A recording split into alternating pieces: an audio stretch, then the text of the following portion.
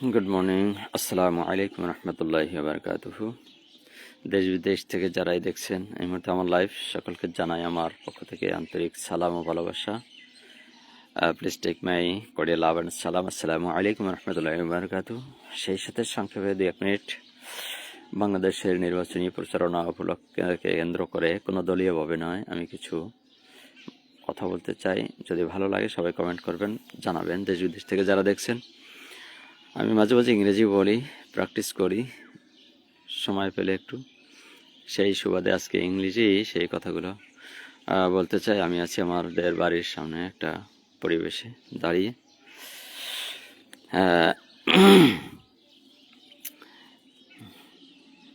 I think all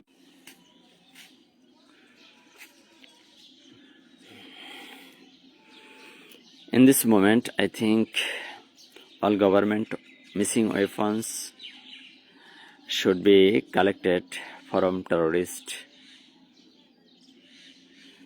by the searching before election. আমি বলতেছিলাম, যদি সরকারি যত অস্ত্র 5ই আগস্টের সময় হারিয়ে গেছে, লুটপাট করে নিয়ে গেছে সন্ত্রাসীরা, এটা যদি নির্বাচনের আগে সরকার তুলতে ব্যর্থ হন, সরকারের এটা অর্থাৎ যত কষ্ট হোক বাই দ্য সার্চিং সন্ধান করে কঠিনভাবে এটাকে সংগ্রহ করা উচিত নির্বাচনের পূর্বেই, এ কথাটা বলেছি। এর অর্থ এরপর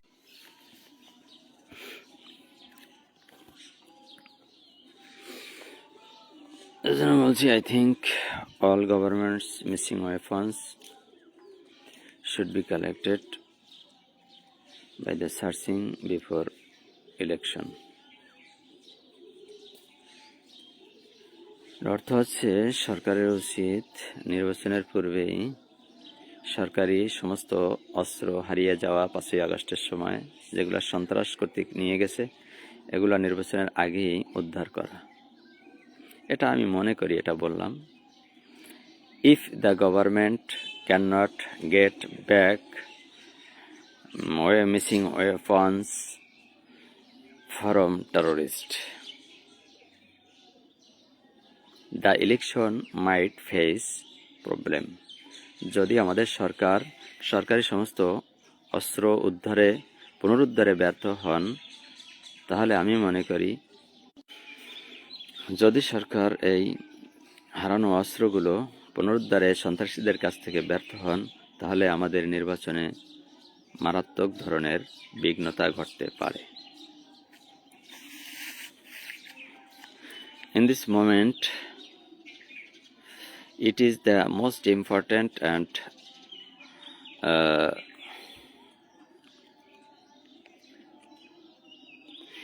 in this moment, it is the most important responsible the government of our country in Bangladesh. এই মুহূর্তে এটা হচ্ছে একটা বড় ধরনের দায়িত্ব সরকারের নির্বাচনের আগে এগুলো পুনরুদ্ধার করা। এরপর আমি যেটা বলতে চাই ইংলিশে, সেটা হচ্ছে, please no on get angry with me. দয়া করে আমার উপরে কেউ রাগ করবেন না আমার এই কথাগুলো শোনার পরে, হাই লেভেলে যারা আছেন তারাও না। বিকজ কারণ I have only or just shed, আমি শুধু এতটুকুই বলেছি, হোয়াট আই আন্ডারস্ট্যান্ড, যতটুকু আমি উপলব্ধি করতে পেরেছি আমার মেধায়, অর্থাৎ আমি বুঝেছি ততটুকুই আমি বলেছি। দয়া করে এর জন্য কেউ আমার সাথে রাগ করবেন না। তাহলে কি করবেন? তাহলে শুধুমাত্র কমেন্ট করবেন। দেশ বিদেশ থেকে যারাই আমার কথাগুলো শুনেছেন, এর পক্ষে বিপক্ষে কারা আছেন, শুধু কমেন্ট করবেন। এটা আমি দেখতে চাই কে কি লেখেন। তাহলে আমি কি বলতে পারি? প্লিজ